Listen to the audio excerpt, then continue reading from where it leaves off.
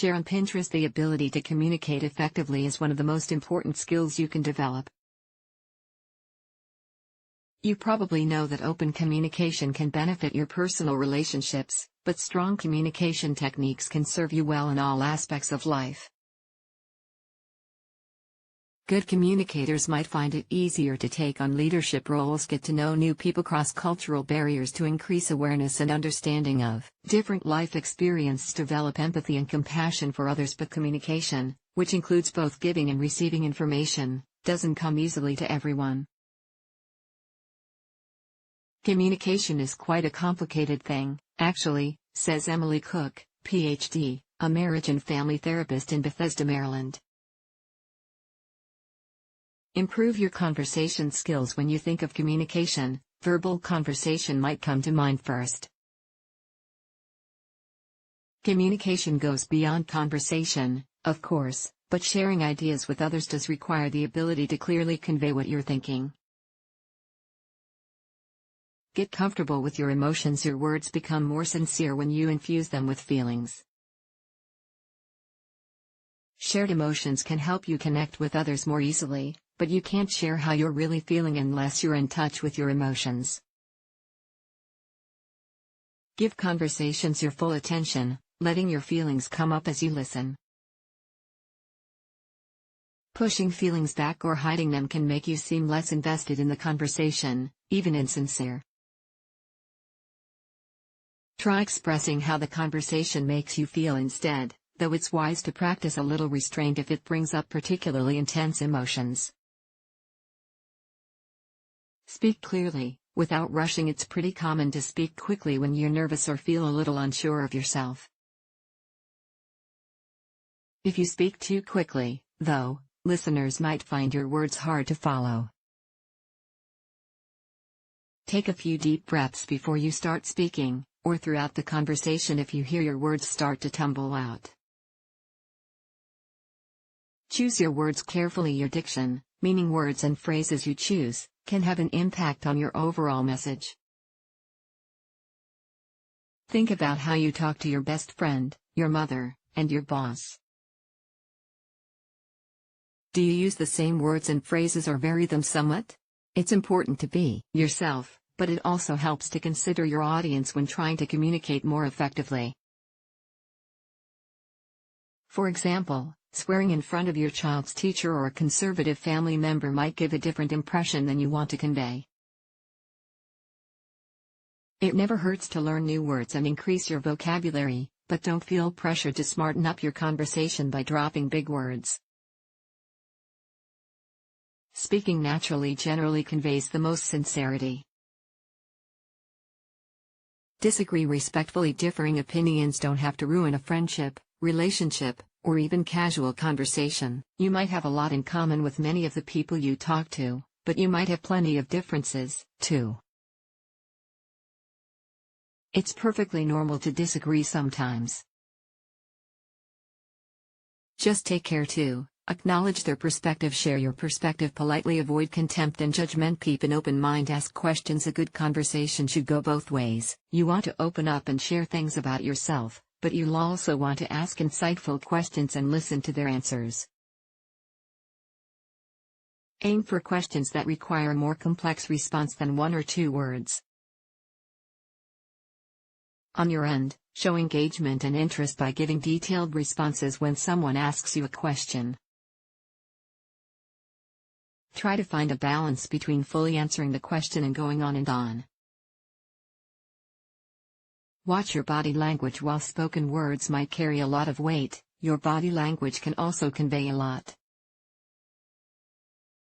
When it comes to communication, how you say something matters just as much as what you say, Cook says. These tips can help you stay mindful of what you're saying without words. Make eye contact. Meeting someone's gaze in a conversation can show your interest in what they have to say. It also conveys a sense of openness and honesty.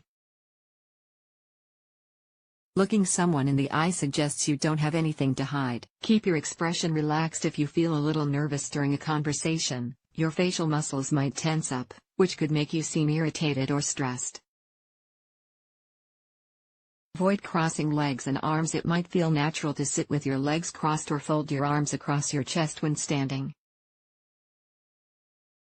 But doing this in a conversation can sometimes give an impression of being closed off or disinterested in new ideas. Consider keeping your arms at your sides if you tend to cross your legs when sitting, or relax your leg posture when crossing your arms. Try to avoid fidgeting. Fidgeting can include toying with keys, phone, pen, etc. Foot tapping, nail biting. These behaviors can suggest boredom and nervousness in addition to being a bit distracting. If fidgeting helps you think more clearly, try to find a method that's less obvious. For example, try keeping a small fidget toy in your pocket or jiggling your leg, only if it's under your desk.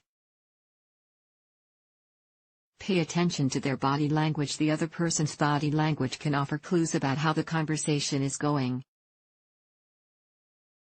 Do they keep checking their watch or looking around the room? They may be hinting that they want to end the conversation. On the other hand, leaning into the conversation or nodding along suggests interest. Also, know whether they mirror your gestures or posture. This unconscious behavior happens when you're connecting emotionally with someone, so it often means the conversation is going well. Don't forget to listen. Communication doesn't just involve saying your piece. In order to truly connect and share ideas with someone, you also have to listen, and listen well. These tips can help you develop active listening skills. Acknowledge and affirm. Ever have a conversation where the other person just said without really seeming to absorb what you were saying? Validating what the other person says lets them know that you're really listening. Nodding and making noises of affirmation is fine, but it also helps to interject during natural pauses with things like, "That sounds really frustrating," or "I get that." Ask questions when necessary. You may have learned never to interrupt while someone's talking. That's generally a good rule to follow.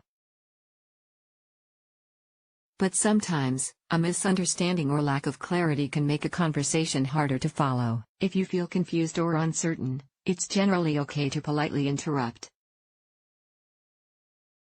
Say something like, "Sorry, I just want to make sure I'm understanding you correctly." Then restate what they said as you understood it. Read the room. Paying attention to the tone of a conversation can provide insight on the moods of the other people involved. If people seem tense and a little uncomfortable, but not unhappy, a joke or a light-hearted comment could help lighten the atmosphere. But if someone speaks more somberly or with reservation, a joke might not go over well. Listening carefully can keep you from a conversational misstep. Give the speaker your attention. Keep your body turned toward the speaker if possible, and make eye contact, at least some of the time, to show your interest in the conversation. Pitfalls to avoid. Even the strongest communicators stumble from time to time. That's to be expected, but avoiding these key behaviors can help you steer clear of most major missteps. Pushiness. If the person you're talking to tries to change the subject, or directly says they don't want to talk about something, it's often wise to follow their lead. With a loved one, you may need to revisit the subject later on.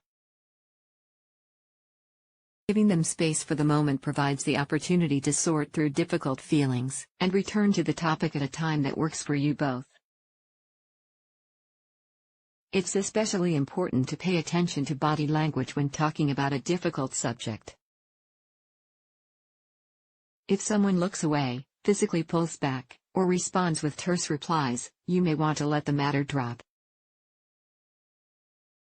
Talking just to talk. Conversations ebb and flow, and sometimes, things fall silent. This is more than okay, as it gives both speaker and listener a chance to reflect on what's been said and collect their thoughts. Don't give in to the urge to fill a quiet moment with empty chatter. Avoidance. Withdrawal/avoidance is one problematic pattern that can disrupt clear, productive conversation, Cook explains. This often happens when you begin to feel upset or stressed about a difficult conversation. Maybe you dislike conflict, and you don't want to face your partner when they're angry. Checking out of a conversation doesn't help anyone, though. Instead, let them know you need a break and suggest talking things over when you are both calmer. Practicing positive communication on both ends can help you reach each other more successfully. Reacting in anger. Everyone gets angry sometimes, but responding when you're in that headspace can quickly derail things. Take a break from the conversation if you need to. Sometimes, working through anger on your own is enough. In a day or two, the issue may not even matter much anymore. If it still bothers you, you might find it easier to work out a solution after cooling off. If you can't take a break, try to find other ways to release your anger. Making accusations. Even if you know the person you're talking to messed up, a direct accusation may not be the best way to handle the situation. Try to use I statements instead. This involves focusing on how you feel, rather than accusing the other person of something. Here's a basic template: I feel, emotion, when, specific thing happens, because, outcome of specific thing happening. I'd like to try, alternative solution. It can also help to ask for clarification before you disagree with someone. For a less confrontational way of pointing out someone's error, try this: when you say X, do you mean? Restate what they said. I always understood it as your explanation. The bottom line: anytime you're around others, you're communicating on some level, even if you don't realize it. You may not always speak with words, but your expressions and gestures still say a lot. This new constant communication might seem overwhelming if you don't feel like a natural conversationalist. While there's no single technique to guarantee a perfect conversation, practice can help you develop your skills and communicate with confidence and sincerity. Crystal Rapole has previously worked as a writer and editor for Good Therapy.